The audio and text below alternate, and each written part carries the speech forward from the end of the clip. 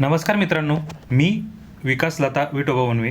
माझी नुकतीच MPSCद्वारे घेण्यात येणाऱ्या परीक्षेमधून ASO आणि STI या पदी तर सरळ सेवे थ्रू कार्यकारी सहाय्यक BMC या पदावर निवड झाली आहे. आता बघा, सर्वसामान्यपणे विद्यार्थी MPSCची तयारी करणारा किंवा स्पर्धा परीक्षेची तयारी करणारा विद्यार्थी जे मटेरियल वापरतो, जे पुस्तक वापरतो, तेच सिलेक्ट झालेला विद्यार्थीही वापरतो. सर्वजण एकच प्रश्नपत्रिकाचे विश्लेषण करतात, सर्वजण एकच पुस्तक वापरतात, सर्वजण एकच मटेरियल रेफर करतात.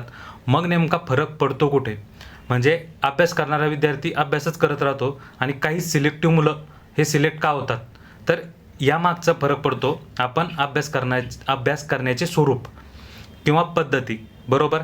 आता यामध्ये बघा, आपण हा व्हिडिओ बनवतोय, यामध्ये नेमका आपण प्रश्नपत्रिकांचे ॲनालिसिस कसे करावे आणि सोबतच प्रत्येक विषयाची परीक्षाभिमुख तयारी कशी करायला हवी याबद्दल बोलणार आहेत. याविषयी बघा, मी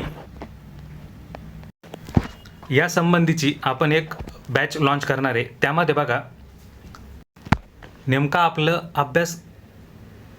पद्धत कशी असावी, नेमकी आपल्या अभ्यासाची पद्धत कशी असावी, म्हणजेच कोणता प्रश्न आपण कंटेंट, लॉजिक किंवा ॲप्रोचने सोडवावा. आणि शेवटच्या 10 दिवसात किंवा आपण ज्यावेळेस अभ्यास करतो, ज्यावेळेस आपण तयारी करायला सुरुवात करतो, त्यावेळेस नेमकं आपण अभ्यासाची सुरुवात कशी करावी, म्हणजे एक्झाम ओरिएंटेड अभ्यास आपण कसा करायला पाहिजेत, सब्जेक्ट वाईज तयारी कशी करावी, याविषयीनं आपण यामध्ये बोलणार आहेत. आता याविषयीची आपण ही बॅच लॉन्च करतोय, कंबाईन प्रिलिम्स ॲनालिसिस बॅच 2025-26. या सर्व गोष्टींवर ही बॅच डिपेंड असेल. आता यामध्ये बघा, आपण मागच्या वर्षी जी बॅच लॉन्च केली होती त्या बॅचमधून कंबाईन ग्रुप बी प्रिलिम 2024ला डायरेक्टली और इनडायरेक्टली तुम्ही 65 पैकी 55 प्रश्न, म्हणजेच पॉलिटी, इकॉनॉमिक, जॉग्राफी, हिस्ट्री आणि जनरल सायन्स या 5 विषयांमधील जे 65 प्रश्न आहेत त्या 65 पैकी 55 प्रश्नाला संबंधित, म्हणजे तुम्ही तो 55 प्रश्न सॉल्व्ह करू शकत होते. आता डायरेक्ट जास्त वेळ न घेता मी डायरेक्ट आपले क्वेश्चन्स बघूयात. आपण क्वेश्चन्सला सुरुवात करतोय. यामध्ये बघा, पहिला प्रश्न क्रमांक 55. खालील विधाने लक्षात घ्या. सध्या भारतीय राज्यघटनेच्या 8व्या परिशिष्टामध्ये 22 भाषा नमूद केलेल्या आहेत. त्यापैकी कोंकणी आणि नेपाळी या भाषांचा समावेश 92वी घटनादुरुस्ती अधिनियम 2003 नुसार करण्यात आला. वरीलपैकी कोणते विधान किंवा विधाने योग्य आहेत?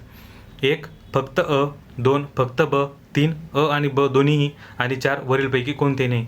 वरील दोन्ही विधानांचा विचार केल्यानंतर आपल्याला एक जाणवते की आपण जे रेग्युलर मटेरियल यूज करतो, जे आपण रेग्युलर पुस्तक वाचतो, त्यामधीलच हा डाटा आहे. म्हणजेच हा प्रश्न आपल्याला कंटेंट ओरिएंटेड सोडवायचा आहे, बरोबर. त्यानुसार बघूया, आता पहिले विधान बघूयात. सध्या भारतीय राज्यघटनेच्या 8व्या परिशिष्टामध्ये 22 भाषा नमूद केलेल्या आहेत. सध्या 22 भाषा आहेत का? तर होय. मग सुरुवातीच्या काळामध्ये किती होत्या? 14 भाषा. मग या 14 भाषेपासून तर 22 भाषेमध्ये कन्व्हर्जन. या दरम्यान काय झालं? 3 घटना दुरुस्त झालेल्या आहेत.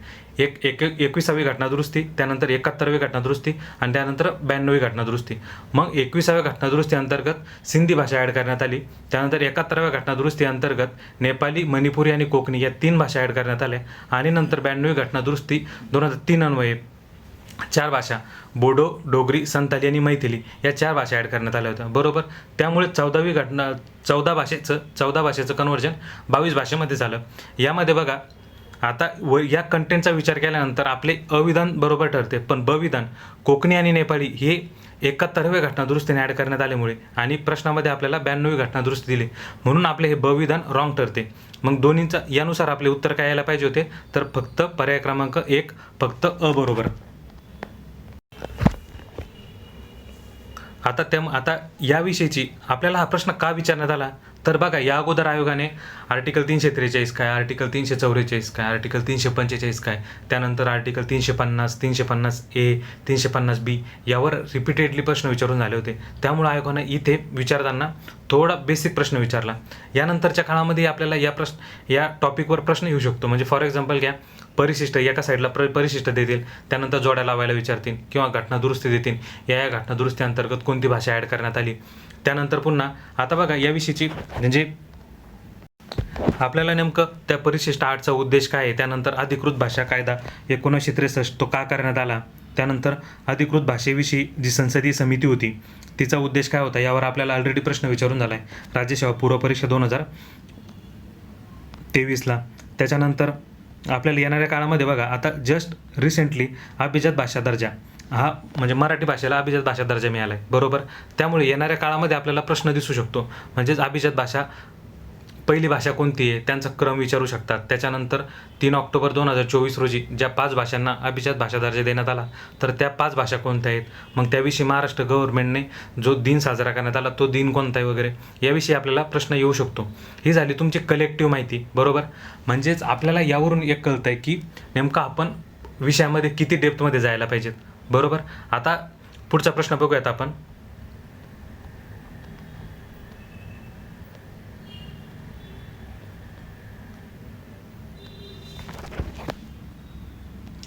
भारतातील पहिल्या महिला मुख्य निर्वाचन आयुक्त कोण आहेत? 1 स्वरूपा राणी, 2 व्ही.एस. रमादेवी, 3 कमला नेहरू आणि 4 जयललिता. आता बघा, इथे आपल्याला काय विचारलं आहे, मुख्य निर्वाचन आयुक्त आणि पहिल्या महिला, बरोबर. आता हा प्रश्न का आला, हा पहिले प्रश्न पडतो आपल्याला. हा प्रश्न येण्यामागचं रिझन आहे की कंबाईन ग्रुप बी 2022, कंबाईन ग्रुप बी प्रिलिम 2023 यामध्ये आयोगाने रिपीटेटिव्हली प्रश्न विचारून झालेले आहेत. त्यानंतर 21 घ्या, म्हणजे प्रत्येक पेपरमध्ये निवडणूक आयोगाशी संबंधित काही ना काही प्रश्न विचारते, बरोबर. या अगोदर आपल्याला आर्टिकल्स विचारून झालेत, भाग विचारून झाला आहेत. त्यामुळे इथे त्यांच्या अध्यक्षावर प्रश्न येणं साहजिक होतं, आयुक्तावर. आता इथे बघा, ज्यावेळेस आपण वरील 4ही पर्यायांचा विचार करतो, आपल्याला काय विचारलं आहे की निर्वाचन आयुक्त कोण आहेत. आता जरी आपल्याला माहीत नसेल, हा थोडा कंटेंट ओरिएंटेड प्रश्नांना फ्रेम होता. हा फ्रेम होतोय आपला ॲप्लिकेशन बेस.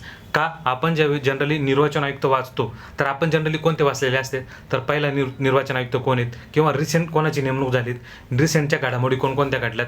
म्हणजेच फॉर एक्झाम्पल आता जर या टॉपिकवर जर प्रश्न येणार झाला 25मध्ये, तर तो कोणता येऊ शकतो की मुख्य निवडणूक आयुक्ताची जी निवड होणार आहे त्याची रिलेटेड समिती आहे, त्याचे अध्यक्ष कोण असतात, त्याचे सदस्य कोण असतात वगैरे वगैरे या संबंधित, किंवा तो जो कायदा चेंज झालेला आहे तर तो कायदा कोणता आहे या संबंधी आपल्याला प्रश्न येऊ शकतो, बरोबर. म्हणजे इथे प्रश्न विचारताना त्यांनी ॲप्लिकेशन बेस विचारलेला आहे. मग यामध्ये बघा, 3 कमला नेहरू, 4 जयललिता, या दोघीही पॉलिटिकल व्यक्ती आहेत. आणि आपण ज्यावेळेस निवडणूक आयुक्त वाचतो त्यावेळेस आपल्याला कधी असं जाणवतं का की निवडणूक आयुक्ताची नेमणूक ही एखाद्या पॉलिटिकल व्यक्तीची केलेली म्हणून, तर ऑब्व्हियसली नाही. म्हणजे जिथं पॉलिटिकल व्यक्ती असेल तो पर्याय आपण एलिमिनेट करायला पाहिजे होता. म्हणून आपण पर्याय क्रमांक 3 आणि पर्याय क्रमांक 4 यांना एलिमिनेट करतोय. आता पर्याय क्रमांक 1 आणि पर्याय क्रमांक 2 यापैकी जो ऑप्शन आपल्याला मोस्ट एक्सप्लेनेबल वाटतोय ना, त्या पर्यायासोबत आपण जायचं. मग इथे जर आपण बघितलं स्वरूपा राणी, फक्त हे सिंगल नेम दिसतंय आपल्याला. आणि सेकंड ऑप्शन जर बघितला V.S. रमादेवी, म्हणजे हा एक सेल्फ एक्सप्लेन केलेला ऑप्शन आहे. म्हणून आपण पर्याय क्रमांक 2 V.S. रमादेवी यांच्यासोबत जातो.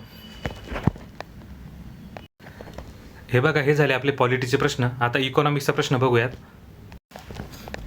खालील विधाने विचारात घ्या.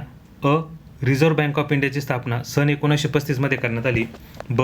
भारतातील प्रमुख 14 व्यापारी बँकांचे जुलै 1959 मध्ये राष्ट्रीयकरण करण्यात आले. क. जुलै 1955 मध्ये स्टेट बँक ऑफ इंडियाची स्थापना करण्यात आली. ड. रिझर्व्ह बँकेचे मुख्य कार्यालय मुंबई येथे आहे. वरीलपैकी कोणते किंवा कोणती विधाने बरोबर आहेत? 1 अ आणि ब, 2 ब आणि क, 3 क आणि ड, 4 अ, क आणि ड. आता वरील 4ही विधानांचा विचार केल्यानंतर पुन्हा बघा, आपण जे रेग्युलर मटेरियल यूज करतो त्यामधीलच हा कंटेंट आहे. म्हणजे आपल्याला या प्रश्नामध्ये कंटेंट ओरिएंटेड जावं लागेल. हा प्रश्न का आला, तर तुम्ही ज्यावेळेस अगोदरचे प्रश्न बघितलेले असतील, कंबाईन ग्रुप बी प्रिलिम 2022 घ्या किंवा कंबाईन प्रिलिम 2023 घ्या, यामध्ये आपल्याला रिपीटेटिव्हली प्रश्न कशाशी संबंधित आले होते, तर RBIची कार्य काय आहेत, नैतिक समजावणी म्हणजे काय, पतनियंत्रणाचे साधन वगैरे या संबंधित आपल्याला प्रश्न विचारून झालेले. त्यामुळे आपल्याला स्ट्रक्चरवर इथे प्रश्न विचारण्यात आला. आता बघा, जे रेग्युलर मटेरियल आपण यूज करतो त्यापैकीच हा प्रश्न आहे. पर्यायामध्ये आपल्याला वरीलपैकी सर्व ऑप्शन दिला आहे का, तर नाही. त्यामुळे आपल्याला इथे विचार करताना प्रत्येक विधान थोडे बारकाईने वाचावं लागेल. यापैकी आपल्याला काही ना काहीतरी एलिमिनेट करायचे, बरोबर. आता बघा, विधान बघूयात. अविधान, रिझर्व्ह बँक ऑफ इंडियाची स्थापना सन 1935 मध्ये करण्यात आली. होय, आपल्याला माहिती आहे 1934च्या कायद्याने 1 एप्रिल 1935 रोजी RBIची स्थापना झाली, बरोबर. त्यानंतर भारतातील 14 प्रमुख व्यापारी बँकांचे जुलै 1959 मध्ये राष्ट्रीयकरण करण्यात आले. हे जुलै 1959 आहे की 1969 आहे, तर जुलै 1969 पाहिजे होते. म्हणून आपण पर्याय क्रमांक ब, विधान ब एलिमिनेट करतो. ज्यावेळेस आपण ब विधान एलिमिनेट करतो तर आपला पर्याय क्रमांक 1 आणि पर्याय क्रमांक 2 ऑलरेडी एलिमिनेट होतात. आता आपल्याकडे उरते पर्याय क्रमांक 3 आणि पर्याय क्रमांक 4. आता या 3 आणि 4 पैकी आपण कोणतं निवडणार आहे, तर पर्याय क्रमांक 4 अ, क आणि ड. का, तर आपले ऑलरेडी विधान अ बरोबर आलेले आहे, म्हणून आपण पर्याय क्रमांक 4 सोबत जाणार. मग आता जर आपण 4 सोबत जातो क आणि ड वाचायची गरज आहे का, तर ऑब्व्हियसली नाही. पण आपल्यासाठी महत्त्वाचं काय, आता बघा हे 4 विधानं आहेत ना, 4 विधानापैकी जुलै 1955 मध्ये स्टेट बँक ऑफ इंडियाची स्थापना करण्यात आली, बरोबर.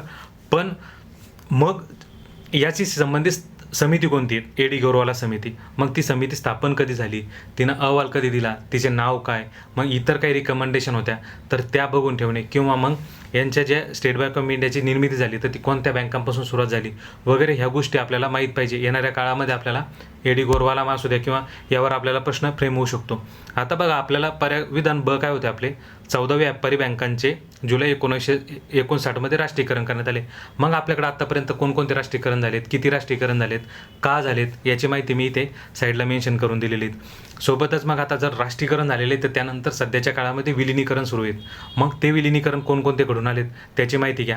आता बघा इथं जसं RBIची स्थापना विचारलेली तर येणाऱ्या काळामध्ये आपल्याला रिजनल रुरल बँक असू द्या, नवीन खाजगी बँका, लघु वित्त बँका किंवा पेमेंट बँका यांची आपल्याला स्थापना विचारल्या जाऊ शकते.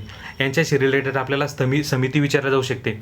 स्थापना वर्ष, समिती, त्याच्यानंतर त्यांचे टार्गेट्स काय याबद्दल आपल्याला प्रश्न येऊ शकतो. यासोबतच आपण लीड बँक स्कीम, त्यानंतर स्थानिक क्षेत्रीय बँका, परकीय बँका आणि सहकारी बँका याविषयी माहिती घेणे गरजेचे. येणाऱ्या काळात आपल्याला यावर प्रश्न दिसू शकतो. हा झाला आपला इकॉनॉमिक्सचा प्रश्न. यानंतर आपण सायन्सचा प्रश्न बघूयात. खालीलपैकी सर्वात मोठा डायपोल मोमेंट असलेला रेणू आहे. 1 CH4, 2 CHCl3, 3 CCl4, 4 CHI3. आता बघा एक सर्वसामान्य विद्यार्थी आपल्याला म्हणजे आपण एवढं डीपमध्ये स्टडी करतो का, तर ऑब्व्हियसली नाही करत आपण डायपोल मोमेंट वगैरे. म्हणजे आता कोणी करत असेल, मी तरी एवढा डीपमध्ये स्टडी नाही केला. आपण एक जनरल स्टडी करतो, बरोबर. म्हणजे एक बेसिक माहिती आपल्याला पाहिजेत की हा डायपोल मोमेंट वगैरे काय असते. आता बघा हा प्रश्न आहे ना, मी ज्यावेळेस एक्झाम हॉलमध्ये सोडवला त्यावेळेस मी काय विचार केला होता, यामध्ये बघा हा माझ्या कंटेंटच्या बाहेरचा प्रश्न होता, त्यामुळे मी तो लॉजिक अप्लाय करण्याचा प्रयत्न केला. मी काय केलं होतं, सी आणि सी, बरोबर.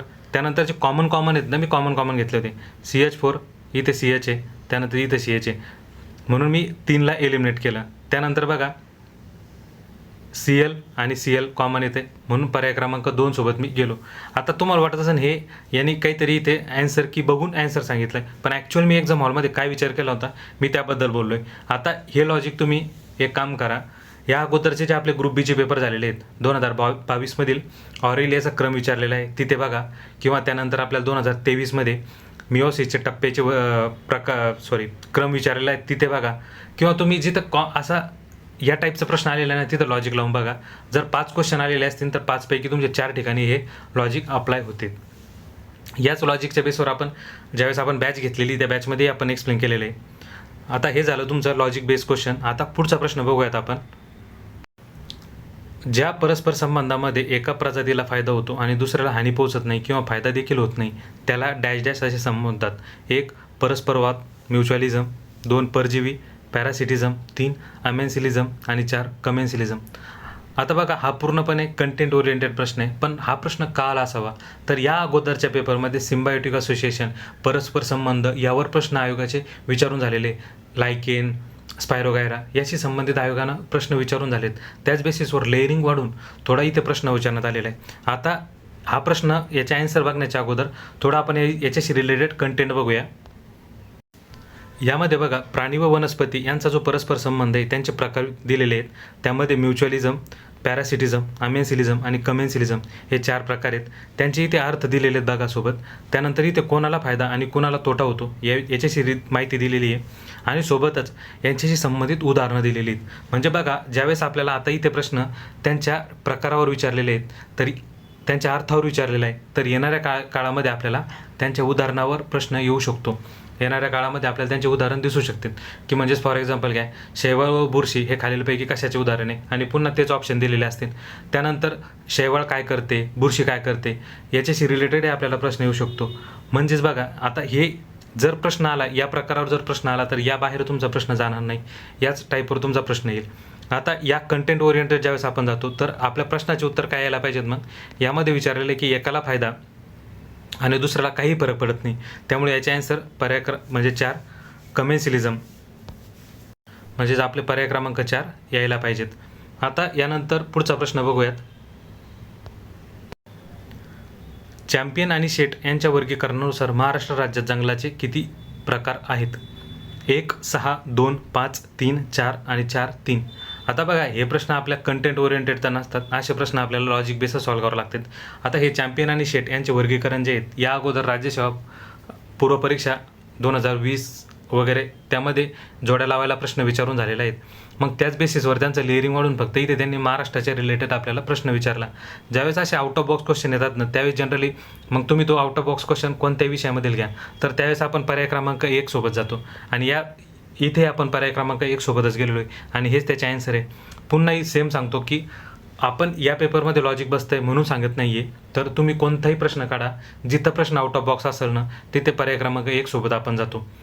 आता बघा, यानंतर आता आपल्याला काय विचारले येते की महाराष्ट्र राज्यात जंगलाचे एकूण प्रकार किती वगैरे, बरोबर. त्यानंतर आपल्याला यानंतर प्रश्न कसा प्रेम येऊ शकतो की सदाहरित अरण्य कुठे आढळतात, त्यांचे प्रकार काय काय आहेत, याचे संबंधित, त्या वनांचा फायदा काय, याचे संबंधित आपल्याला प्रश्न येऊ शकतो, बरोबर. हा झाला आपला जॉग्राफीचा व्ह्यू. आता त्यानंतर पुढचाच प्रश्न जॉग्राफी रिलेटेड बघूयात. खालील विधान विचारात घ्या. महाराष्ट्राचा अक्षवृत्ती विस्तार रेखावृत्ती विस्तारापेक्षा कमी आहे. विधान, महाराष्ट्र राज्यातून कर्कवृत्त जाते. विधान, महाराष्ट्राची पूर्व पश्चिम लांबी सुमारे 800 किलोमीटर आहे. विधान, महाराष्ट्राचे क्षेत्रफळ 3,07,713 चौरस किलोमीटर आहे. वरीलपैकी विधान किंवा विधाने बरोबर आहेत. 1, फक्त 2, फक्त आणि 3, फक्त आणि 4, क आणि ड. वरील चारही विधानाचा विचार ज्यावेळेस आपण करतो, तर आपण जे रेग्युलर मटेरियल वापरतो त्यामधीलच हा पार्ट आहे, म्हणजेच हा आपला कंटेंट ओरिएंटेड आहे. म्हणजेच हा प्रश्न आपल्याला कंटेंट ओरिएंटेड आपण सॉल्व्ह करायला पाहिजेत.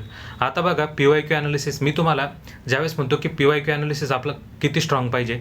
आता बघा, आपल्याला जे विधान दिलेले आहे, महाराष्ट्राचे क्षेत्रफळ 3,07,713 चौरस किलोमीटर आहे. ज्यावेळेस तुम्ही PYQ बघितलेले असतात during preparation time, topic wise ज्यावेळेस तुम्ही जाता, तर त्यावेळेस यावर आपल्याला रिपीटेडली प्रश्न दिसतात.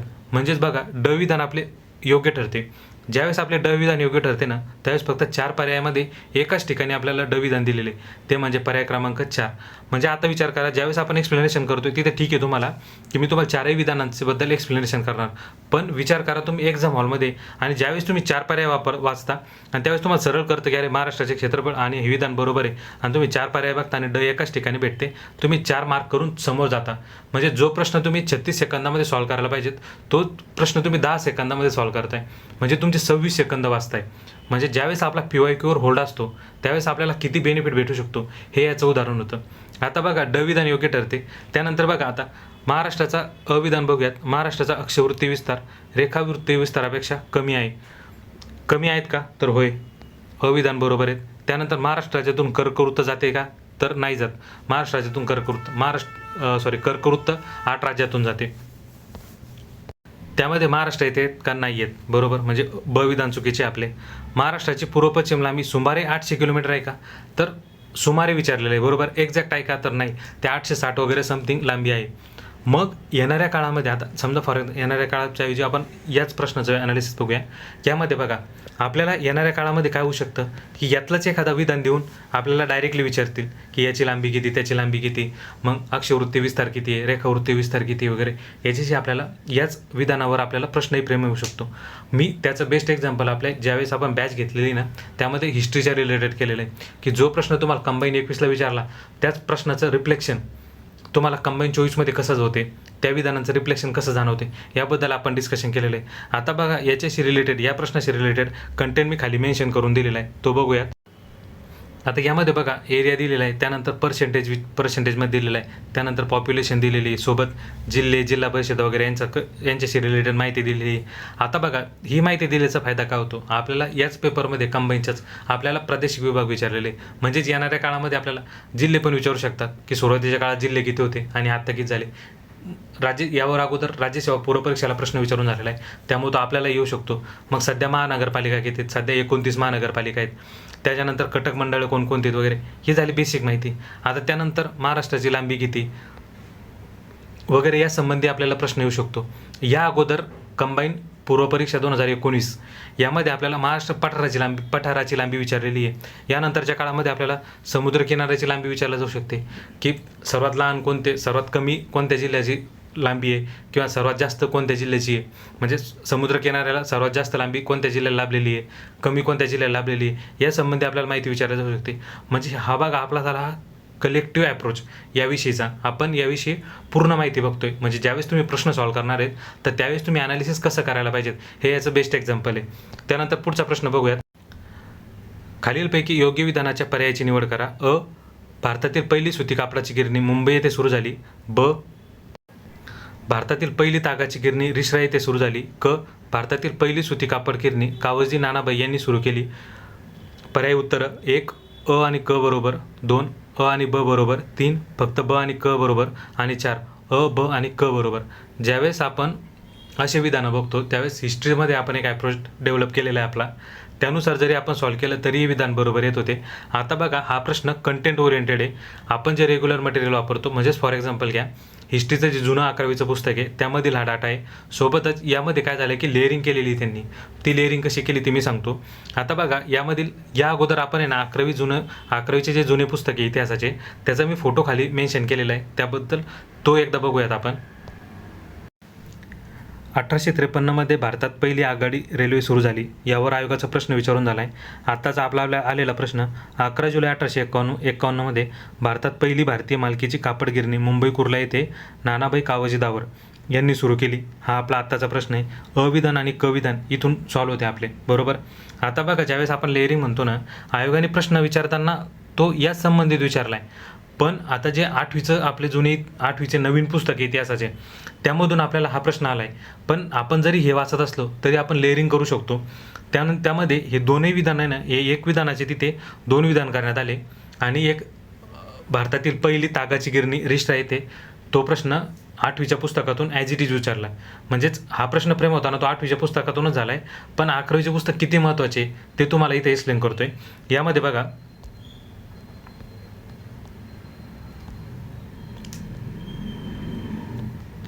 सोराबजी शापूरजी बेंगॉली यांच्या नेतृत्वाखाली इसवी सन 1875मध्ये कामगारांची स्थिती सुधारण्यासाठी कायदा करावा अशी मागणी करण्यात आली. कंबाईन ग्रुप बी प्रिलिम 2020मधील हा प्रश्न आहे. त्यानंतर कामगार चळवळीचे जनक नारायण मेघाजी लोखंडे दिनबंधू वृत्तपत्रातून कामगारांचे प्रश्न दुःख मांडण्याचा प्रयत्न केला. कंबाईन ग्रुप बी प्रिलिम 2022. त्यानंतर बॉम्बे मिल ओनर्स असोसिएशन कामगारांच्या हितासाठी 1884मध्ये बॉम्बे मिल अँड असोसिएशन ही देशातील पहिली कामगार संघटना स्थापन केली. कंबाईन ग्रुप सी यामध्ये हा प्रश्न विचारून झाला आहे. त्यानंतर त्यांना Rao Bahadur justice of peace ही पदवी देण्यात आली हिंदू मुस्लिम दंग्याच्या वेळी वगैरे. हा प्रश्न या अगोदर राज्यसेवेला विचारून झाला आहे. त्यानंतर इतर जे चळवळी आहेत कामगाराच्या रिलेटेड फॉर एक्झाम्पल घ्या कामगार हितवर्धक सभा कंबाईन ग्रुप सी प्रिलिम 2024 यामध्ये यावर प्रश्न आला आहे. त्यानंतर मद्रास लेबर युनियन असू द्या किंवा त्यानंतर आयटक असू द्या यांच्यावर कंबाईन ग्रुप बी प्रिलिम 2022 कंबाईन ग्रुप बी प्रिलिम 2021 यावर प्रश्न आलेला आहे. त्यानंतर कंबाईन ग्रुप सी 2024ची मेन्स तिथे आपल्याला आयटकचे पहिले अध्यक्ष विचारले तिथे आपल्याला प्रश्न विचारून झालेला आहे.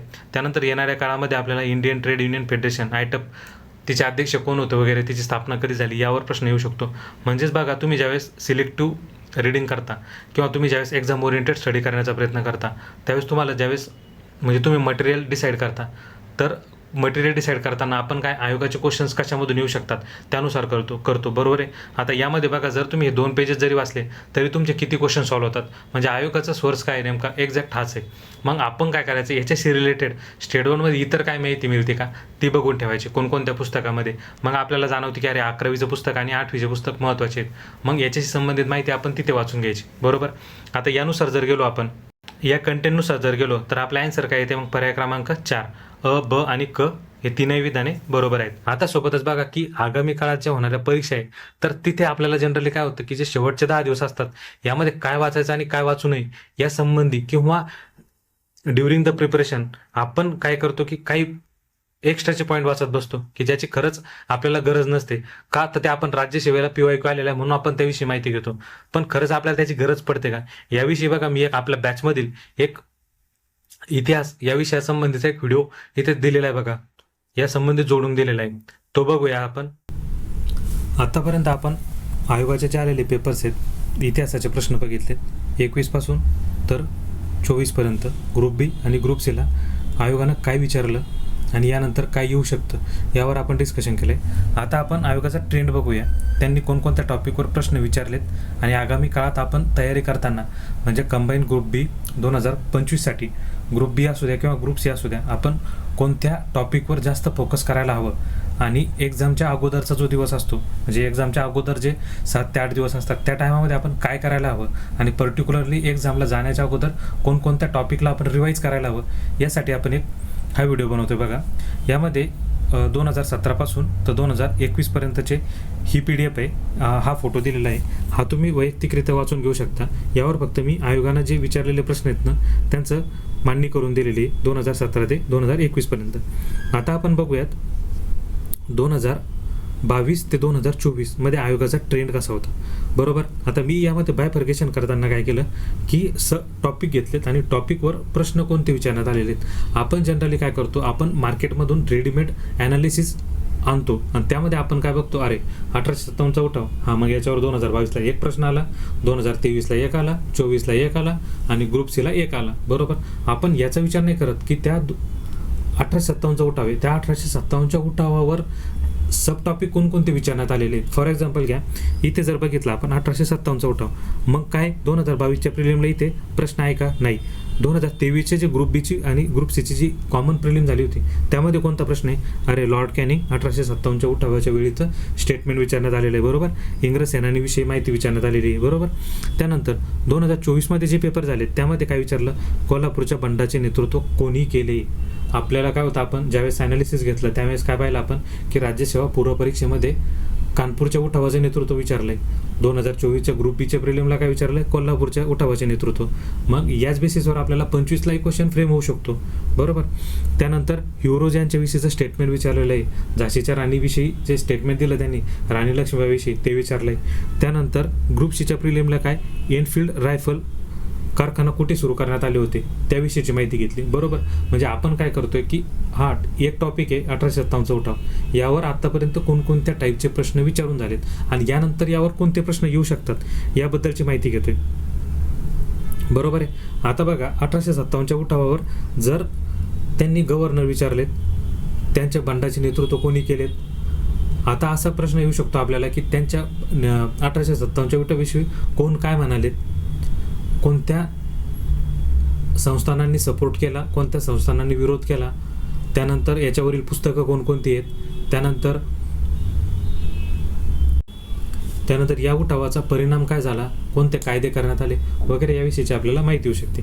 आता बघा, त्यानंतर वृत्तपत्र जर घेतलं तर गोपाळ गणेश आगरकर यांच्याविषयीचं 2022मध्ये प्रश्न आला आहे. त्यानंतर डायरेक्टली ग्रुप सीच्या प्रिलिमला वृत्तपत्र व त्यांच्या जोड्या देण्यात आलेल्या आहे. या दोन प्रश्नावरून आपण एक ॲनालिसिस करू शकतो की आगामी काळात येणाऱ्या ज्या परीक्षा आहेत आपल्या, यामध्ये जरी आपण फक्त PYQ ओरिएंटेड जरी गेलो, म्हणजे PYQ आत्तापर्यंतचे वृत्तपत्रांवर आलेले PYQ जरी बघून गेलो तरी आपण प्रश्न एलिमिनेट करू शकतो.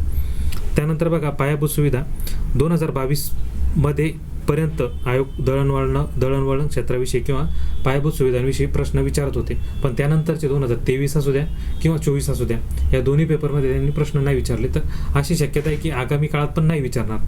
त्यानंतर बघा, जमीन महसूल सुधारणा यावरही प्रश्न विचारण्यात आलेला नाही आहे. शिक्षणाविषयी पण आलेला नाही आहे. त्यानंतर प्रबोधन काळ हा आयोगाचा हायलाइटेड टॉपिक आहे. यामध्ये बघा, 22मध्ये सांप्रदायिकते संबंधीची विधाने देण्यात आली होती व्यक्तींविषयी. त्यानंतर 23मध्ये प्रार्थना समाज विचारण्यात आला होता आणि हिंदू महासभेविषयी माहिती विचारण्यात आली. त्यानंतर 2024च्या प्रिलिममध्ये ग्रुप बीच्या प्रिलिममध्ये प्रार्थना समाज, सत्यशोधक समाज, त्यानंतर आर्य समाज वगैरे यांच्या जोड्या दिल्या आणि त्यांच्या स्थापनेचे वर्ष विचारण्यात आले. त्यानंतर ग्रुप सीच्या प्रिलिममध्ये प्रार्थना समाज, त्यामधून कोणते कार्य केले, प्रार्थना समाजाद्वारे कोणकोणते कार्य करण्यात आले याविषयीची क्वेश्चन विचारण्यात आला. बरोबर, म्हणजे आगामी काळात होणाऱ्या परीक्षांसाठी आपल्यासाठी महत्त्वाचं काय तर प्रबोधन काळ. यामध्ये कोणकोणत्या गोष्टी येतात तर ब्राह्मो समाज, त्यानंतर प्रार्थना समाज, सत्यशोधक समाज, त्याच्यानंतर आर्य समाज याविषयीची माहिती आपण कलेक्ट करणे, त्यावर आपल्याला प्रश्न येऊ शकतो. त्याविषयी आपण ज्यावेळेस प्रश्न तयारी करतो तर त्यावेळेस कशी समाज आहे, त्याची स्थापना कधी झाली, त्याचा उद्देश काय होता, त्याच्याशी संबंधित नेते कोण कोण होते किंवा समाजसुधारक कोण कोण होते, त्यांची या समाजाच्या माध्यमातून कोणकोणते कार्य केलेत वगैरे याविषयीची माहिती आपण परीक्षेसाठी करणं गरजेचं आहे. त्यानंतर बघा आता 2023 आणि 2024मध्ये एक बेसिक डिफरन्स म्हणजे काय जाणवलं की हिंदू महासभा यावर अगोदर प्रश्न विचारात येत नव्हते, आले तरी क्वचित विचारायचे, आणि मुस्लिम लीग यावरही क्वचित प्रश्न राहायचे.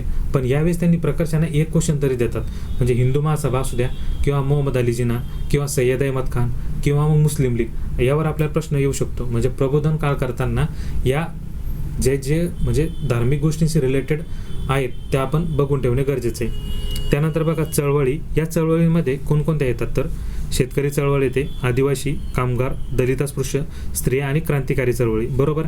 आता या चळवळीमध्ये सर्वात महत्त्वाची चळवळ कोणती आपल्यासाठी तर सर्वात प्रकर्षाने आपण पहिल्या नंबरला कामगार चळवळ करायला पाहिजे.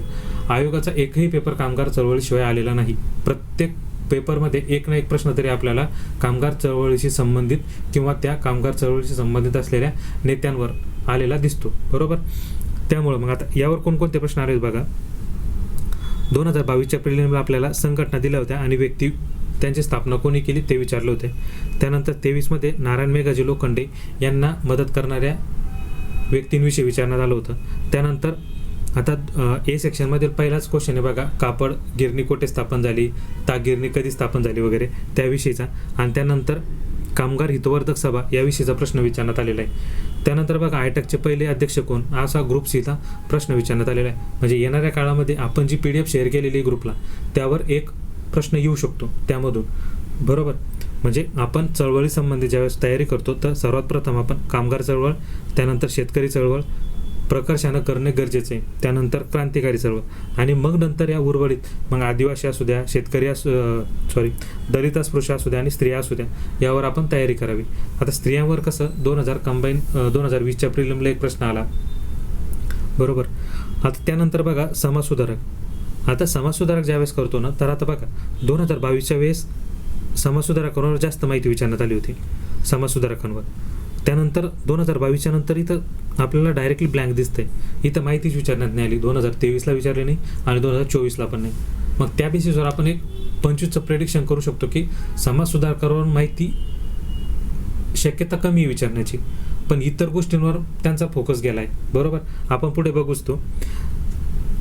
त्यानंतर बघा 22मध्ये कोणकोणते प्रश्न आले होते. भावदाजी लाड यांच्यावर प्रश्न आलेला आहे. त्यानंतर व्यक्ती व कार्य यांच्या जोड्या विचारण्यात आल्या होत्या.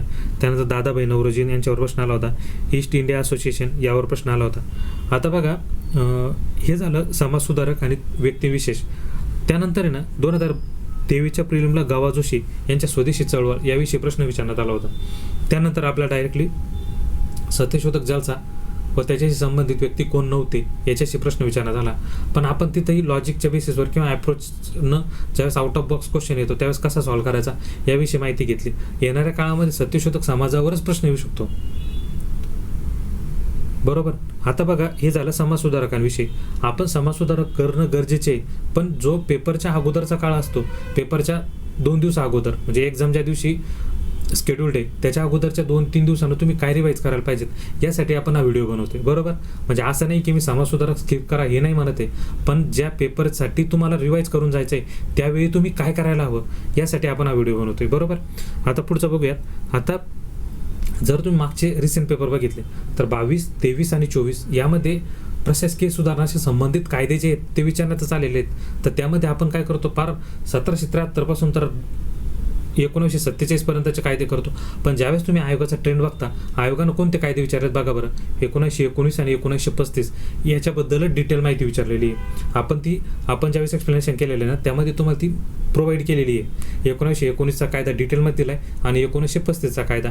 आणि ज्यावेळेस याच्या आउट ऑफ बॉक्स प्रश्न येणार आहे तर तो कसा सोडवायचा हेही मी तुम्हाला ग्रुप सीच्या पेपरमध्ये एक्सप्लेन केलं होतं, ज्यावेळेस आपण पंडित नेहरूंविषयी ज्यावेळेस एक्सप्लेन केलं कायदा त्यावेळेस. बरोबर.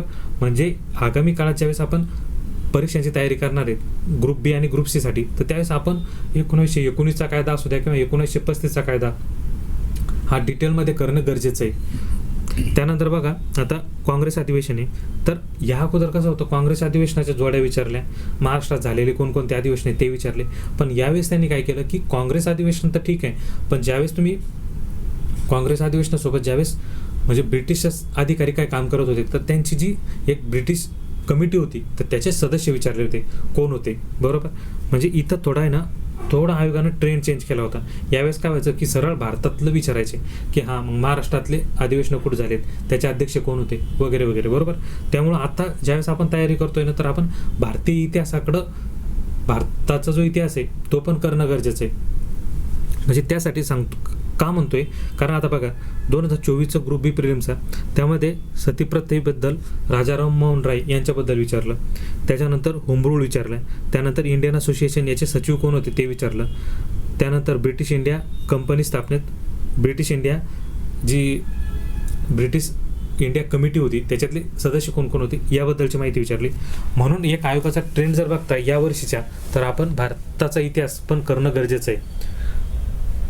त्यानंतर ब्रिटिशांचा, आता बघा ब्रिटिश कंपनीविषयी काय विचारणं, की ब्रिटिश गव्हर्नरविषयी किंवा ब्रिटिश कंपनी यांच्याविषयी काय विचारलेलं आहे. तर 2022मध्ये काय विचारलं की त्यांचा व्यापाराचा उद्देश काय होता. आपण त्यावेळेस पाहिलं होतं की ॲप्रोच कसा असावा क्वेश्चन सॉल्व्ह करताना. ज्यावेळेस व्यापाराचा उद्देश असेल किंवा व्यक्ती असेल, एखादी संस्था स्थापन केली तिचं कार्य उद्देश असेल, किंवा वृत्तपत्र किंवा व्यक्तिविशेष असेल, तर या गोष्टींचा आपण अप्रोच बघितलेला आहे, बरोबर. व्यापाराचा, ब्रिटिशांविषयी काय विचारलं, व्यापाराचा उद्देश, त्यानंतर लॉर्ड रिपन म्हणजे, आणि त्यानंतर गव्हर्नरविषयी इतर काही प्रश्नामध्ये आलेली माहिती घेतली होती. ओके, आता बघा हे झालं ओव्हरऑल. म्हणजे येणाऱ्या काळामध्ये आपण ज्यावेळेस इतिहास या विषयाची तयारी करणार आहे, तर सर्वात प्रकर्षानं आपण कोणकोणते टॉपिक करायला हवे. याच्यामध्ये एक येतं बघा 1857चा उठाव, त्यानंतर वृत्तपत्र, त्यानंतर प्रबोधन काळ, त्यानंतर चळवळी करताना आपण सर्वात प्रथम कामगार चळवळ, त्यानंतर शेतकरी, आणि त्यानंतर क्रांतिकारी चळवळ, त्यानंतर समाजसुधारक, इतर करताना कायदे वगैरे, म्हणजे घटनात्मक सुधारणा ज्या झालेल्या आहेत त्याच्याशी संबंधित कायदे करणं गरजेचे आहे. त्यानंतर काँग्रेस सभा आणि ब्रिटिश गव्हर्नर, एवढे टॉपिक जर आपण केले तर आगामी काळात इतिहासातील प्रश्न तुमचे चुकणार नाहीत. बघा मित्रांनो, आपण आतापर्यंत बघितलं की नेमकं प्रश्न का आला असावा, तो त्यावर आपण काय करायला पाहिजे होते, आणि तो येणाऱ्या काळामध्ये तो कसा येऊ शकतो, बरोबर आहे. याविषयीची आपण माहिती घेतली. सोबतच आपण हिस्ट्री याविषयी बघितलं की ज्यावेळेस तुम्ही विषयाची तयारी करणार आहे एका पर्टिक्युलर विषयाची, तर तुम्ही एक्झाम ओरिएंटेड तयारी कशी करायची, बरोबर. याच 4 पॅरामीटरच्या बेसवर व्हाय, व्हॉट अँड हाऊ या प्रश्नांच्याच बेसवर आपण एक बॅच लॉन्च केलेली आहे. या अगोदरही बघा 2024मध्ये 2024च्या परीक्षेसाठी 2023 नंतर मी एक बॅच लॉन्च केली होती ॲडव्हान्स MPSC या टेलिग्राम चॅनलला. तर त्या बॅचमधून तुम्ही साधारणपणे जे आपले GHचे प्रश्न होते, पॉलिटी, इकॉनॉमिक, जॉग्राफी, हिस्ट्री आणि सायन्स, याच्या 65 प्रश्नांपैकी तुम्हाला 55 प्रश्नांना डायरेक्टली व इनडायरेक्टली म्हणजेच कंटेंटचा किंवा लॉजिकचा फायदा होत होता. आता बघा, बॅच जॉईन करायची किंवा नाही करायची हा झाला तुमचा वैयक्तिक प्रश्न, बरोबर. पण माझं एक जेन्युइन तुम्हाला सल्ला राहील की बॅच जॉईन करायची असेल तर मी तुम्हाला हेल्प करणारच. पण जर तुम्हाला जॉईन नसेलही करायची बॅच, तरीही आपण ज्या पद्धतीनं प्रत्येक प्रश्नाचं ॲनालिसिस केलेलं आहे, प्रत्येक सब्जेक्टचं ॲनालिसिस केलेलं आहे, त्या बेसिसवर तुम्ही वैयक्तिक लेवलवर ते करू शकता. ज्या मुलांना ॲडमिशन घ्यायचं आहे त्यांनी या ID वर हा जो QR कोड दिलेला आहे, या QR कोडवर फी पेड करून मला या ID वर त्याचा स्क्रीनशॉट पाठवा. मी तुम्हाला नंतर एक आपलं प्रायव्हेट टेलिग्राम चॅनल आहे त्याला ॲड करेल, बरोबर. मी साधारणपणे 12 ते 13 तासामध्ये बॅच कव्हर करण्याचा प्रयत्न केलेला आहे. आता ही बघा, हे झाली आपली जेन्युइन बॅचबद्दलची माहिती, किंवा तुम्ही वैयक्तिकरित्या काय करायला पाहिजे. प्रश्नाचे जर तुम्ही सॉल्व्ह करताय तर त्यावेळेस प्रश्न सॉल्व्ह करताना तुम्ही काय विचार करायला पाहिजेत वगैरे या गोष्टी, आणि येणारं जे गेसिंग आहे, प्रेडिक्शन आहे, ते तुम्ही कसं विचार करायला पाहिजेत. म्हणजेच आपण ज्यावेळेस बोलतो ना, तर त्यावेळेस आपण फक्त कंटेंटवर बोलत नाही आहे, तर आपण ॲप्रोच, लॉजिक आणि प्रेडिक्शन या 4ही पॅरामीटरचा विचार करून आपण प्रत्येक प्रश्न बघतोय किंवा प्रत्येक प्रश्नाकडे बघतोय, बरोबर. त्यानंतर बघा, हे झालं बॅचबद्दल. पण एक वैयक्तिक आयुष्यात एक सांगतो की आयुष्यात नेहमी संधी भेटेलच हे नाही आहे, बरोबर. हे झालं आपल्या बॅचबद्दलची माहिती. पण एक जेन्युइन वाटतंय प्रत्येक विद्यार्थ्यांना अभ्यास करावा. तुम्हाला डायरेक्टली ऑर इनडायरेक्टली या व्हिडिओचा फायदा होईल. आता बघा, एक जेन्युइन सल्ला देतो. आयुष्यात संधी फक्त एकदाच भेटत असते, पुन्हा भेटल किंवा नाही याची शाश्वती नसते, बरोबर. आता बघा, जे कंबाईन ग्रुप बीची ॲड आलेली आहे त्यामध्ये साधारण 673 जागा आहेत, आणि गट क ची जी ॲड आहे त्यामध्ये 938 जागा आहेत, बरोबर. त्यामुळे येणाऱ्या काळामध्ये यापेक्षा जास्तही जागा येतील. किंवा कमी जागा येतील, पण आपल्या समोर जे दिसतंय ना, आपण त्यावर फोकस करायला पाहिजेत. किती जागा वाढतील, किती जागा येणार आहेत किंवा नवीन सेक्शन ॲड होणार आहेत, हे नंतरचा प्रश्न झाला. पण सध्या जे दिसतंय ना समोर, त्यानुसार मला तरी वाटतं की तुम्ही अभ्यास करायला पाहिजेत. मी माझं वैयक्तिक उदाहरण सांगतो. कंबाईन ग्रुप बी प्रिलिमला मला 68.75 मार्क्स होते. या अगोदर मी 20, 21, 22 या तीनही वेळेस STIच्या मेन्स दिलेल्या होत्या. STI ASOच्या मेन्स दिलेल्या होत्या, बरोबर. म्हणजे माझं अशी एक थॉट प्रोसेस होती किंवा थिंकिंग होती की कंबाईन ग्रुप बी प्रिलिमचे आपण तर असंच काढून देऊ, 50 मार्क पडणार नाही मला. म्हणजे अशा थॉटनं मी पेपरला गेलो. पण जेन्युइन खरं सांगतो तुम्हाला, 2023ची प्रिलिम माझी उडाली. मला फक्त 47 मार्क्स आले, बरोबर. त्यानंतर मला पुढची संधी भेटण्यासाठी मध्ये 2 वर्षे गेलीत. म्हणून एक मित्राच्या नात्याने एक सल्ला देतो की सध्या तुमच्याकडे जी संधी दिसते तुम्हाला समोर, त्या संधीचा फायदा करून घ्या. यामधून पोस्ट मिळवा. तुम्हाला जी हेल्प लागेल ती हेल्प करायला आम्ही आहोत इथे. सोबतच मी इथे तुम्हाला टेलिग्राम चॅनल दिलेलं आहे. या टेलिग्राम चॅनलला जॉईन होऊन घ्या. जर कधी काही डिफिकल्टी आली तर मला पर्सनली मेसेज करा. माझ्याकडून शक्य होईल तेवढी अभ्यासाची हेल्प मी तुम्हाला करेल. इथेच थांबूयात. थँक्यू.